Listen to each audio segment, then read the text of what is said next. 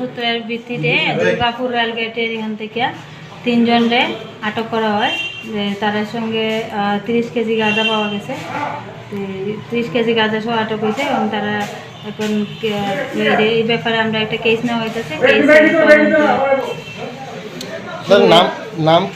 তার নাম হলো, একজন হলো মুস্তাফা আহমেদ, একজন শিপন দে, আর একজন হলো গিয়া হিফজুল শেখ।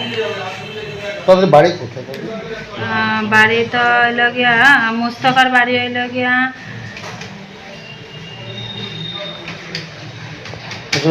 Daily routine. আমরা প্রত্যেক দিনেই আউটগোয়িং ম্যাক্সিমাম গাড়ি আমরা বা ইনকামিং গাড়ি আমরা চেক করি।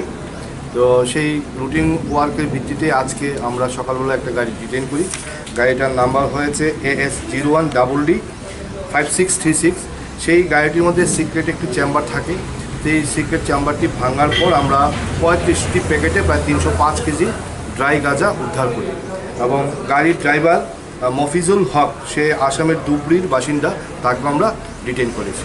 স্যার, কালোবাজারি মূল্য কত হতে পারে স্যার? কালোবাজারির মূল্য আনুমানিক প্রায় 35 লক্ষ টাকার মতো হবে। আগরতলার দিক থেকে গাড়িটা আসছিল এবং গুয়াহাটিতে যাবে। তো এই মুহূর্তে কোত্থেকে গাঁজাটি এসছে এটা তদন্ত সাপেক্ষ এই মুহূর্তে বলা যাচ্ছে। তো গাড়িটা অ্যাহেড ইনফরমেশন না থাকলে সাধারণ দৃষ্টিভঙ্গিতে গাড়িটা থেকে গাঁজা উদ্ধার করাটা বিশাল টাফ, কারণ এটা সিক্রেট চেম্বারটা এরকমভাবেই তৈরি করা হয়েছিল যে এক নজরে দেখলে এটার মধ্যে এত পরিমাণে গাঁজা আছে এটা কেউই ভাবতে পারবে না। আর আমাদের কাছে গোপন সংবাদ ছিল, সেই গোপন সংবাদের ভিত্তিতেই আমরা খালি গাড়িটার সিক্রেট চেম্বার ভেঙে তারপর গাঁজাগুলি উদ্ধার করতে সক্ষম হই।